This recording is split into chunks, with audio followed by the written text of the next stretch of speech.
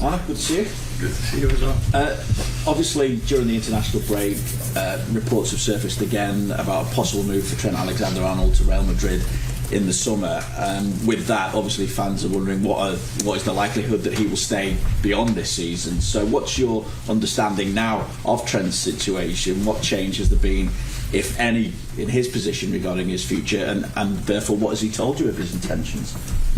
Now, his situation is, unfortunately, that he's injured. Otherwise, people would have probably spoken about him, that he had one or two brilliant performances for the England team. But he's injured, and for him that means that he's fully focused on his recovery. And for us that means that we're trying to help him to be back as soon as he can. And for the rest, of course, for 8 months it went a bit up and down, maybe with all kind of talks about him, Virgil or Mo. But we've never been focused on those talks. We've always been focused on what we have to do. That for Virgil and Mo is trying to win the Merseyside derby, and for Trent it is making sure he's fit as soon as he can. Just to push you on that a little bit though, given those reports, does that affect you at all, and does it concern you that this could be the end for Trent here at Liverpool? No, because it's a situation that is there for 8 or 9 months now, and I think all these 3 players have performed so well under these circumstances. So no, it doesn't affect me at all. I think there was a bit of noise about us losing against Paris Saint-Germain, losing against Newcastle as well. I always try to be rational and try to judge the situation. And in the Newcastle and Paris Saint-Germain situation, I don't think this happened many times that from the 9 serious games a team plays in Europe, because I don't took the PSV game serious. Because we were already qualified. When you win 8 and you only lose 1, that you're out before the last 8, before the quarterfinals. I was a bit more frustrated about the final, because I think we deserved to lose that one, and that is for the first time I think we deserved to lose a football game. We were not tough in terms of defending. We were not good with the ball.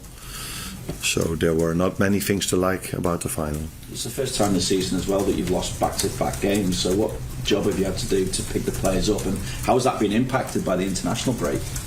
Yeah, they immediately went to the national teams, and they've played. All of them played important games over there. So when we came back, I did come back to both situations, but I think for most of them, they didn't forget, because they know what have happened, and they are, like me, disappointed for us not winning our first trophy and being out of the Champions League. But we are also realistic, like I just said.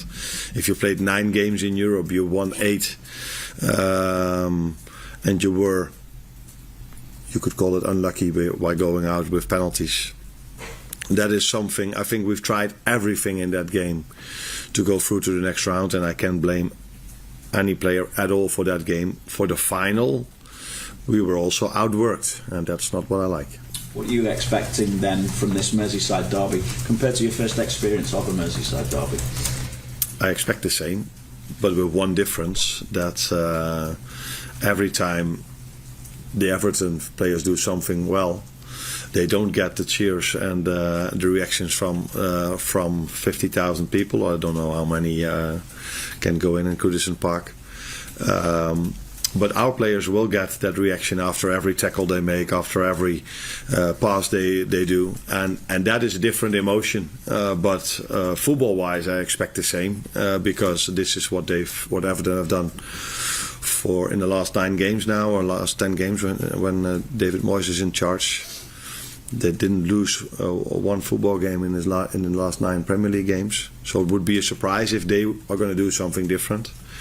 And we are top of the league, so it would be strange if we are going to change something as well. Well, that last meeting obviously got a bit heated towards the end. Are you given just any thought into just avoiding getting dragged into anything like that again in any future games?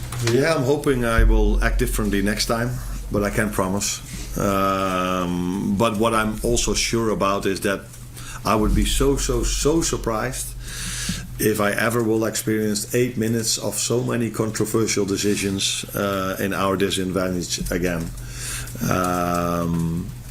So yes, even if it happens, I hope I act differently. But I can't promise. But I don't think I'm going to experience that again. But you never know. Football is unpredictable. After a disappointing result, sometimes the manager or players say we want to play again as quickly as possible to get out of our systems. But it's been 15, 16 days since Wembley. What's the feeling here? Are you now desperate to play? Is that the sense you're getting?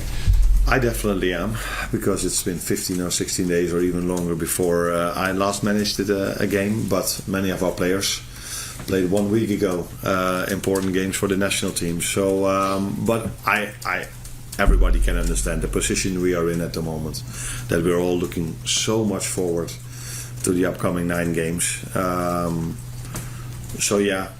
Players are refreshed, in my opinion.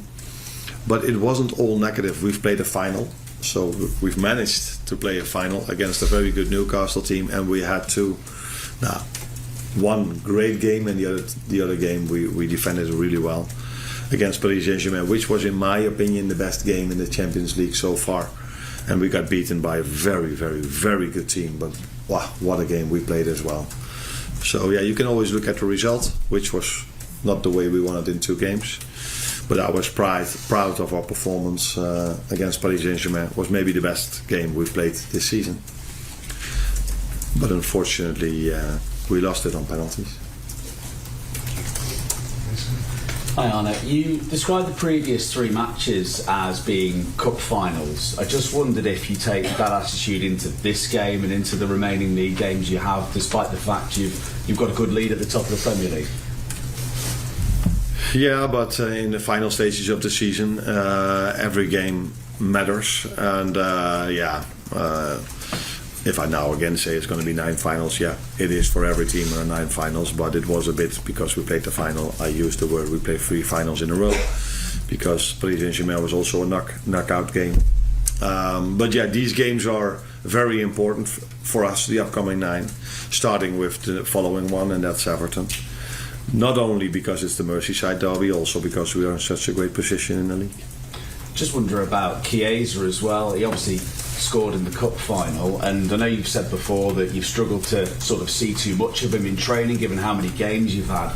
I just wonder, given the impact he had off the bench last time, do you see him having more of a role in the team between now and the end of the season? Yeah, it wasn't only that I didn't saw a lot of him during training sessions because we had so many games. It was also because he was more than we wanted, injured. But it was good to see that he impacted the game when he came in. That is what has happened a lot this season already, that when players come in, they impact the game. The assist was from Harvey Elliott, who has impacted the game a few times now in the last 3 or 4 matches. So it's good to see that all these players are ready, and that is partly my job, but also partly the players' job to stay ready for the moment we need them. And he's in competition with Mo Salah, and I don't think you can deny that Mo has quite a good season. So that makes it sometimes tough for him. But we know we can trust him the moment we need him. And not only him, it's also the likes of all the other ones that maybe haven't played as much as Mo and Virgil. But we can trust them every time we need them. Arne, as the last international break this season, is it any different from your perspective? Does it offer a slightly unique chance to maybe ramp up any plans for the summer or anything like that?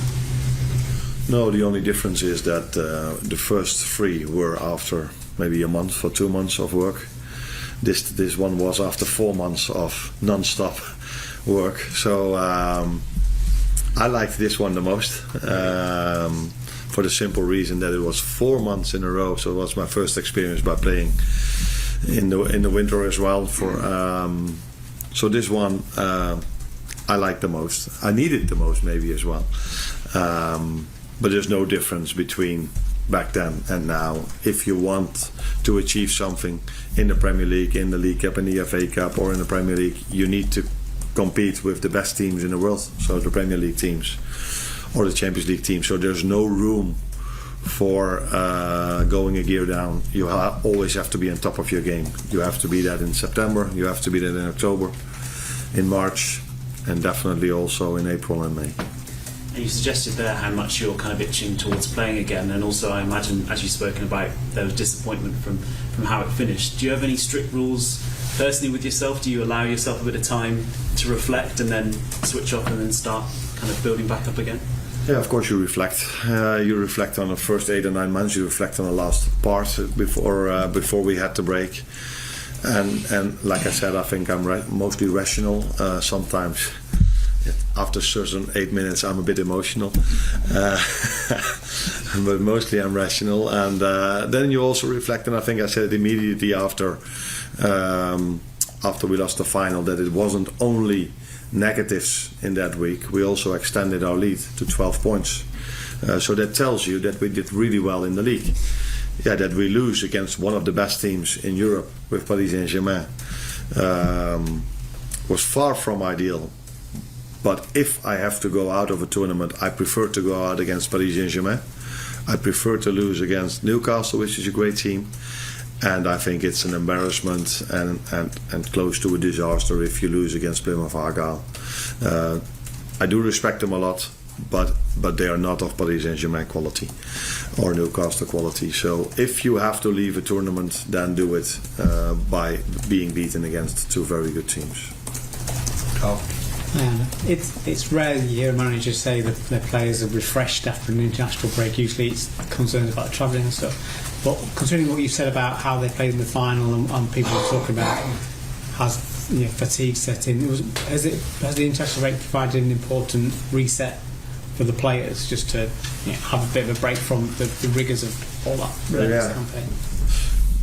So then I try to be rational again, and if I look at the Paris Saint-Germain game, I don't think in the 8 or 9 months I've been in this job, I've seen my players work that hard as they did for 120 minutes. So maybe that was also the reason why we looked tired in the final. But again, maybe I don't give the right credits to Newcastle because they made it so difficult for us because of their game plan.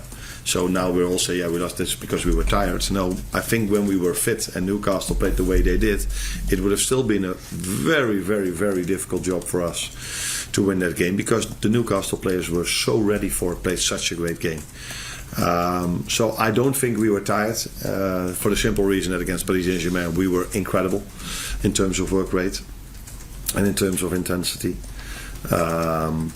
And they are maybe a bit more refreshed than after a normal international break because normally we play in the weekend and now we play on Wednesday. So most of them had a few days off as well for the first time in months that they had 3 or 4 or 5 days off. And so that is maybe the reason why I use the word refreshed. Does it help them sort of mentally though, to get away from the relentless of playing Champions League and then Premier League, and the international is a little bit less intense maybe in terms of the preparations and how they play? So is it almost a mental break as much as a physical break? Yeah, but the mental break comes more from that you go to a different environment with different teammates, and for that reason it was maybe a good moment after you lose 2 games. If you then stay at your club, you either have to win the next game, but if you go to your national team, things are new again, and it's the same if you go from Premier League to the Champions League. It's a different tournament, so it's a different league. Sorry. So maybe that helped as well. That I know, for example, the Dutch team, they played Spain 2 great games. England had also 2 games, maybe not the nicest one to play, but they won both of them. So it's always nice if players go to a different environment and then come back with us after good experience. Because, for example, Lucio Diaz had 2 goals, Cody Gakpo had a goal. So a few of our players showed themselves in a very good way again. Hi, Arne. set piece strategy didn't exactly go to plan at Wembley, either attacking or defending. And if you look in the league this season, Liverpool had 26% of their goals conceded come from set pieces, which is actually the 5th highest in the league. And going up against an Everton team who scored 41% of their goals from set pieces, which is the highest, including the opening goal at Goodison. Now, I'm not going to ask you if you've changed anything, because you're not going to tell me, but have you spent more time working on set pieces this week than you would do maybe in a normal week? It's funny because I try to use data as well, but I always try to use it in my own advantage. So you tell me that 26% of the goals we've conceded are from set pieces. In the league this season. In the league this season, but we're also defensively, when it comes to corners, the best team in the league when it comes to set pieces and when it comes to corners. So it tells me more that we hardly concede goals.